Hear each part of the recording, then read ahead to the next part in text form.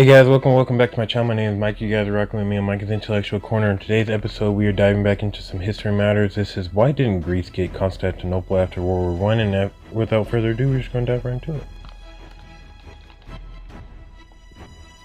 Constantinople used to be the centre of the Greek-speaking world. It sat as the capital of the Roman Empire and later the Ottoman Empire, which, as you'll know, came to a spectacular end after it joined the Central Powers in World War I. After its defeat, the Entente planned to carve it up like this, notably removing Constantinople and not giving it to the Greeks who very much wanted it. Which raises the question, why? Why wasn't Greece given Constantinople after World War I? So first, Well, I mean, obviously, in our time, we know that huge, split up of Turkey didn't happen because Turkey actually did a separate war to essentially have to retain all that with the Allied powers, and they were able to retain it. And so I'm sure that probably has a reason to do with it, why they didn't in our timeline and all that stuff like that. But let's see. Background. When the Ottomans joined the First World War, Russian leadership got very excited, because to them, when they won, they would finally be getting their hands on Constantinople, something which they had coveted forever and would help cement their position as the Third Rome. And it would also open up access to the Mediterranean for them. The other great powers in the Entente accepted this concession because they really needed Russia. However, Russia would never control the city because in 1917 it was time for a communist revolution. So who would get it afterwards? Well, the Entente largely ignored the issue until the Ottomans were well and truly broken. At this point, they negotiated the Treaty of Sèvres, which divided the empire up like this, and Constantinople was to become an international zone just like the Saarland. Greece wasn't given a look in for several reasons. The first was that international zone meant British in all but name, who, as of the occupation... Yeah, and obviously giving them that would give them a lot of power. But I mean, they were able to give Egypt the power over the Suez Canal. Might as well give them the power. It's not like they were.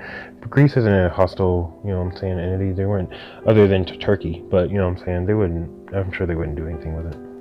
Had a veto on all laws passed by the Ottoman government. And also, by gaining Constantinople, Britain would have control over every entrance to the Mediterranean, which sounded very useful to them, and thus it was not something that they were willing to give up. The second reason was that Greece wasn't seen as important enough to own the city. Constantinople was one of the great cities of the world, and Greece was a reluctant ally which wasn't exactly on the best terms with the Entente. The Greeks had pushed to gain this territory, collectively known as the Megali Plan. The Entente were content to give them some of this, but Constantinople was a step too far, whose inclusion would have made Greece into a middling European power overnight. Furthermore, the victors didn't quite buy Greece's claim to the city under the guise of them being the successors of Byzantium. British leaders saw Greece not as the continuation of an ancient legacy, but as a modern nation-state like Romania, and one whose German king had no right to claim the inheritance of Rome. And the third reason is the really important one. The Turkish had other plans. Whilst the Ottoman government begrudgingly accepted partition, the Turkish people did not. Resistance movements sprang up quickly and soon came together under the leadership of Mustafa Kemal. He defeated the Greeks in the west, who had landed to take control of their new territory, as well as the French in the south. Kemal marched on Constantinople, where he was presented with an ultimatum: withdraw or face total war, which the British government was happy to do alongside their steadfast allies, who had just abandoned them since this wasn't seen as important enough, and also everyone had had enough of war at this point. As such, Plan B: resign and let your successor deal with it.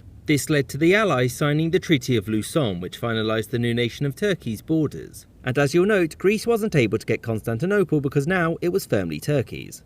I hope you enjoyed this episode, and thank you for watching, with a special thanks to my Patreon. Yeah, so pretty much exactly like I was saying, like in our actual time, Turkey freaking rose up and did what they had to do to keep their lands that they essentially had for literally hundreds and hundreds and hundreds of years. So what can you do? But anyway, if you guys like the video, don't forget to like, comment, subscribe. Please join me on my next one. I'll see you guys when I see you. I'm out. Peace.